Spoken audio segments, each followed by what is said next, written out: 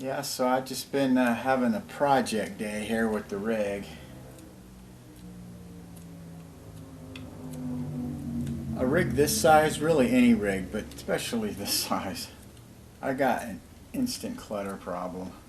So I'm just kind of repacking things and doing little projects to find homes for everything so that we can do something about this clutter.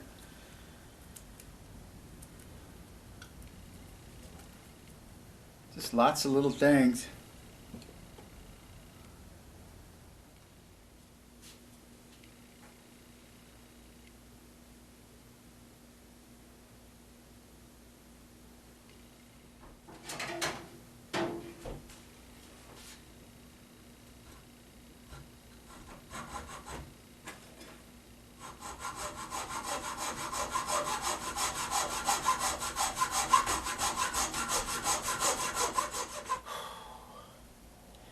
Yeah, I'm getting pretty close here. Having like a reset here. This is definitely a adventure in minimalism. And in actuality, I find that just as interesting as any other aspect of RVing or camping or anything like that. Trying to get this to work and do the minimalist thing and still be able to take everything I want has been a real challenge. And it's interesting to have to engineer all these little solutions. And it's like a little micro setup, and it's fascinating. But like certain things, like the bigger items like binoculars and the BB gun, my drones, little froder, water, it's tough. And still not get too cluttery and have room to stretch out and stuff, and not have it just be a big disaster area all the time. And so we'll see, but it's interesting.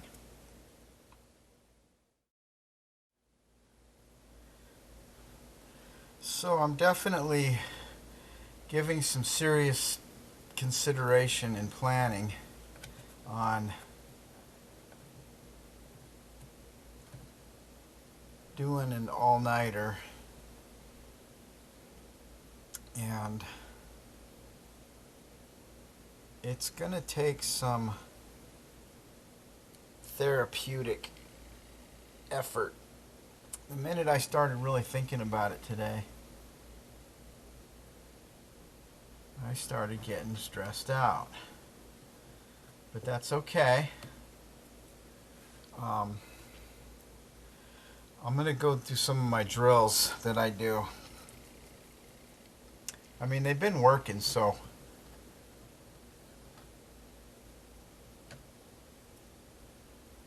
I don't have any reason to think it won't work.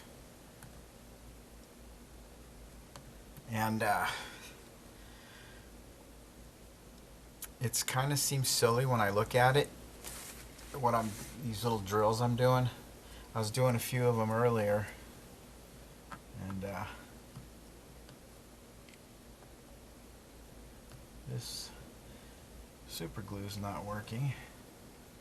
So if something's not working, it just soaked right into the wood.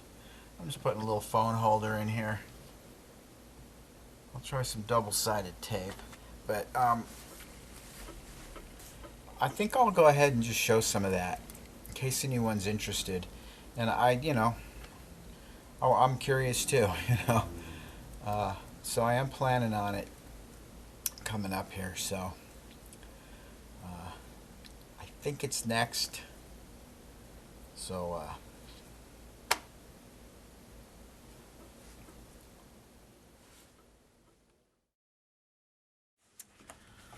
okay, so I just want to do an example of the EMDR, how I do it. And I've got two techniques here that I want to demonstrate. So for the EMDR part, I use eye movement, and I'll put on the screen here the little bouncing ball that I watch. It's just a little YouTube video, and so I like to do it in here as much as possible because it connects me to the environment that this is all designed to work for. So here's an example. I'm going to customize this to my current situation.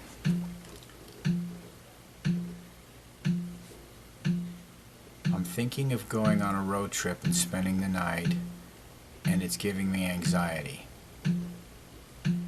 I'm thinking of taking a road trip and spending the night. It's giving me anxiety. I'm planning on taking a road trip and spending the night, and it's giving me anxiety, and I'm afraid I'm going to have a panic attack. I'm thinking of taking a road trip and spending the night, and I'm afraid I'm going to have a panic attack.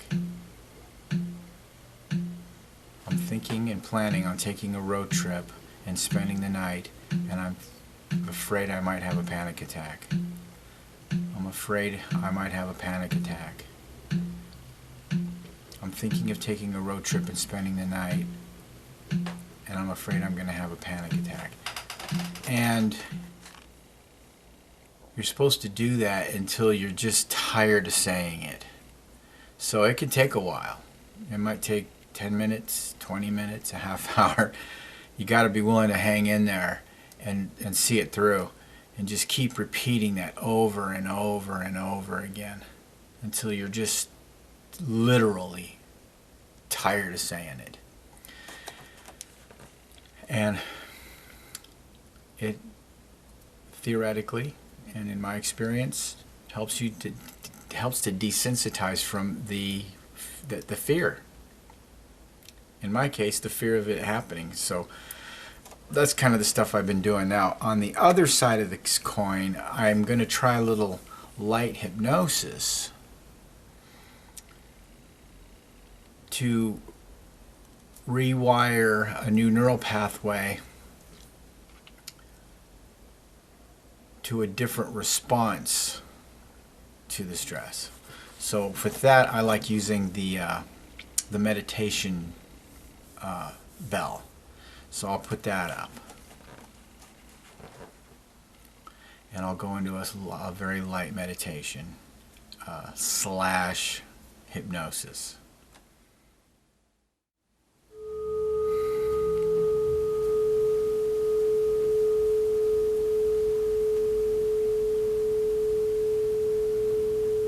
When I go camping and spend the night,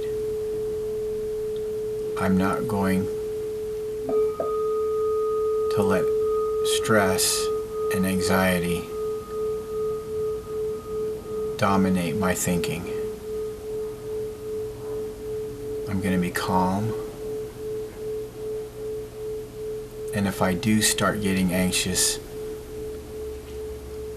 I will be able to calm down. If I do have a panic attack, I'll get through it. But I'm not going to be afraid of having a panic attack. I'm not going to be afraid of getting chronic fatigue. I will respond appropriately to those stressors. And I'm not even going to let it bother me.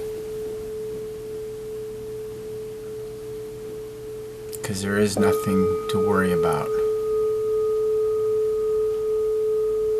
It's all in my mind. It happened because of trauma.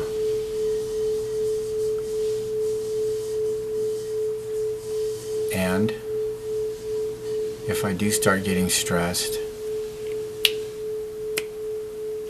all I gotta do is this, and it will remind me to be in the state that I'm in right now, completely calm, completely in control.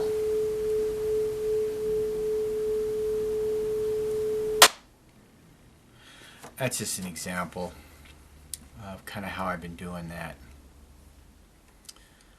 And I'm going to continue to do more and more of that leading up to this next trip.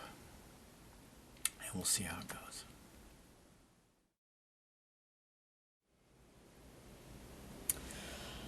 I'd like to say a few words about the benefits of therapy. Finding a good therapist, a psychologist and psychiatrist as well. And I'd like to just give credit to those doctors that I've been to. I'm fortunate in that I've had some really good therapists, and I know it's not for everybody, I guess. Some people really resist it. Sometimes I do. I just don't want to be that guy. And but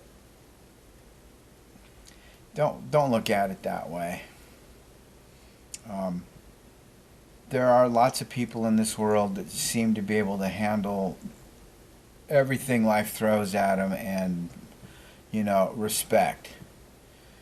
But sometimes I wonder how much of it's an act. If you need therapy, if you feel you need therapy, don't feel bad. It doesn't make you less of a person. It doesn't make you weak. It really doesn't. In fact, it's probably just the opposite. It takes a lot of strength to admit you need help sometimes. And if you're going through trauma or anything that makes you feel like you need to reach out, and you need to, because if you get a good one,